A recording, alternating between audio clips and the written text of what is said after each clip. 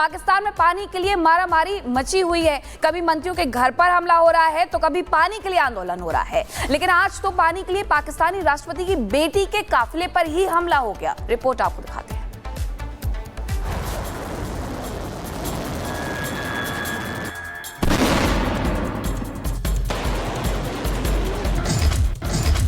पानी और खून भी एक साथ नहीं बह सकता। पहलगाम हमले के बाद भारत ने पाकिस्तान को सबक सिखाने की ठान ली है।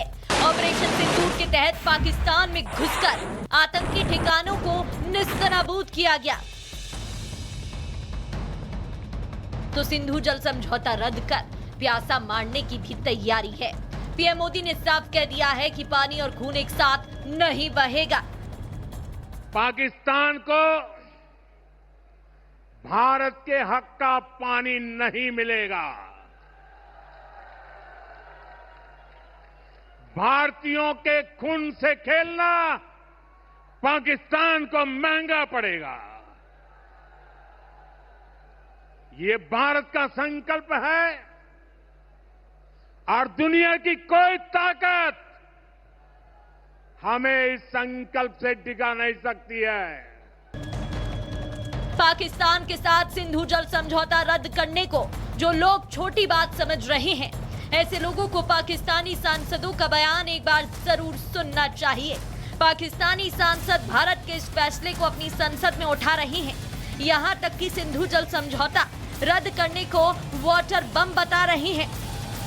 अगर ये पानी का क्राइसिस नहीं अभी सॉल्व करेंगे तो हम भूखे मर सकते हैं। उसकी वजह यह है कि इंडस बेसिन जो है वो ही हमारा लाइफलाइन है। 3/4 जो पानी हमारा आता है सर टोटल बाहर से आता है। 90% स्टेटिस्टिक्स के मुताबिक 90% जो हमारी क्रॉप्स हैं, जो हमारी फसलें हैं, वो इस पानी पे डिपेंड करती हैं।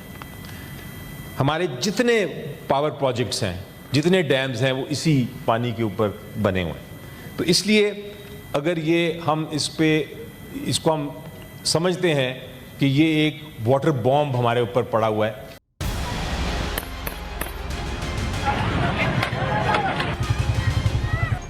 सिंधु जल समझौता रद्द करने का पाकिस्तान में असर दिखने लगा है। पाकिस्तानी सरकार तो परेशान है ही, वहां की आवाम भी गुस्से में है। पाक जिसके सिंधु प्रांत में विवादित नहर बनाए जाने के खिलाफ लोगों में गुस्सा है। नाराज लोगों ने पाक के राष्ट्रपति आसिफ अली जरदारी की बेटी आसिफा भुट्टो के काफिले पर हमला बोल दिया। आसिफा कराची से नवाब शाह जा रही थी। इसी दौरान प्रदर्शनकारियों ने उनके काफिले को रोका और विवादित नहर परियोजना के खिलाफ नारे लगाने लगे। कुछ लोगों ने काफिले की गाड़ियों पर डंडों से हमला कर दिया।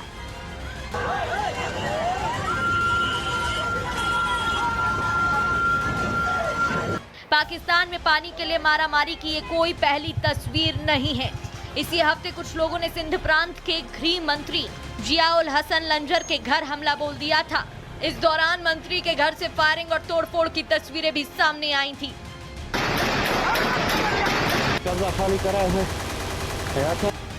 सिंधु नदी का पानी रोकना पाकिस्तान की बर्बादी का पहला कदम है, क्योंकि पाकिस्तान की लगभग 80% कृषि इसी नदी के पानी पर निर्भर है। लेकिन अगर भारत ने सिंधु नदी का पानी रोक दिया तो पाकिस्तान की कृषि बर्बाद हो जाएगी, जिससे पाकिस्तान को 1,70,000 करोड़ का नुकसान होगा। उधर भारत ने सिंधु जल समझौता रद्द करने के साथ किश्तवाड़ जिले के चिनाब नदी पर बने पावर प्रोजेक्ट पर काम तेज कर दिया है। Bureau report, Republic Bharat. और ऑपरेशन सिंदूर से भारत ने पाकिस्तान की धज्जियां उड़ा दी।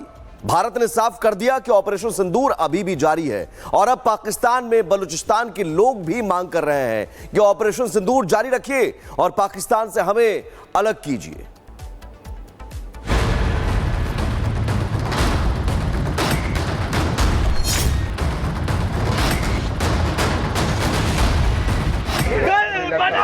बांग्लादेश आज बनेगा सिंधु देश।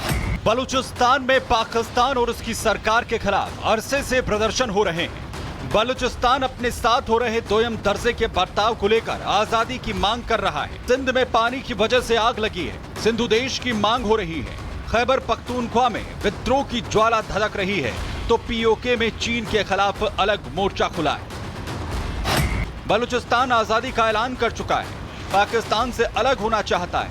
पाकिस्तान में ऑपरेशन सिंदूर की जबरदस्त सफलता देख अब बलूचों ने भारत से बड़ी मांग कर दी।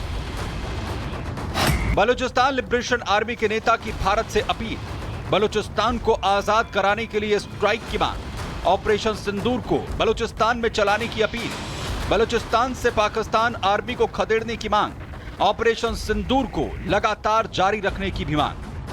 ये 2 दिन मार खा के अपने को फील्ड मार्शल बना दिया मुल्ला मुनीर ने।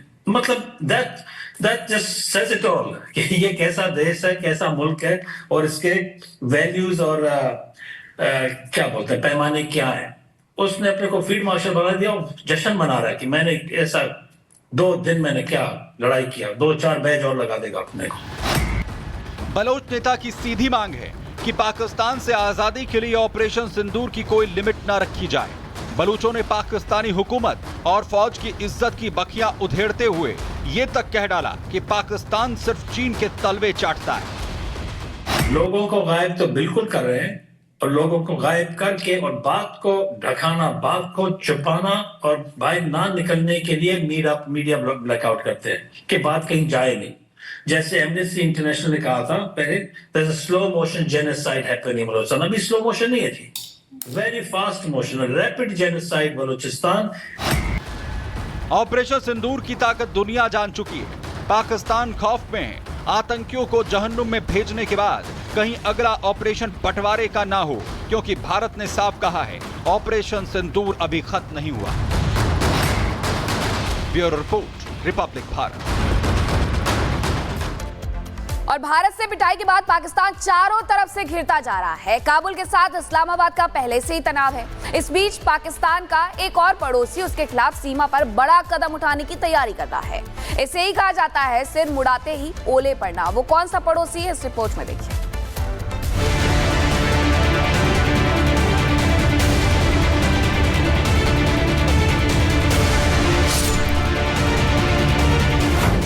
अब ईरान ने भी पाकिस्तान को दुत्कारा, तस्करी, घुसपैठ से परेशान, किया बॉर्डर सील करने का ऐलान। पाकिस्तान के बुरे दिन शुरू हो चुके हैं। भारत और अफगानिस्तान से पाकिस्तान का तनाव पहले से ही जारी है। इसी बीच ईरान ने भी पाकिस्तान को बड़ा झटका दिया। पाकिस्तान का पड़ोसी ईरान उसके खिलाफ बड़ा कदम उठाने जा रहा है। सीमा पार आतंकवाद को रोकने के लिए ईरान अब पाकिस्तान से लगी अपनी सीमा को दीवार से सील करने की योजना बना रहा है। ईरान ने पिछले साल कैमरन और सिस्तान बलूचिस्तान में बड़े आतंकवादी हमलों के बाद दीवार निर्माण पर चर्चा शुरू कर दी थी। जानकारी के मुताबिक सीमा पर दीवार लगाने का उद्देश्य ईंधन की तस्करी, आतंकवादियों के अवैध क्रॉसिंग और ड्रग तस्करी को रोकना है। ईरान लंबे समय से पाकिस्तान पर सीमा पार आतंकवाद का आरोप लगाता रहा है, जिसका असर उसके सिस्तान बलूचिस्तान प्रांत पर पड़ रहा है। ईरान का मानना है कि सीमा सील करने से पड़ोसी पाकिस्तान और अफगानिस्तान से आतंकवादी समूहों के प्रवेश को रोकने में सफलता मिलेगी। ईरानी सुरक्षा सेवाओं के मुताबिक पाकिस्तान और अफगानिस्तान के साथ लगती सीमा से ईरान में 80% ड्रग्स की तस्करी होती है। ईरान पाकिस्तान सीमा का सिस्तान बलूचिस्तान क्षेत्र पहले से ही अत्यधिक संवेदनशील माना जाता है। यहाँ से कई बार आतंकवादी संगठनों की गतिविधियों, अवैध व्यापार और घुसपैठ की घटनाएं सामने आ चुकी है। सीमा को पूरी तरह सील करने के साथ ही ईरान ने आधुनिक निगरानी व्यवस्था को भी लागू करने की योजना बनाई।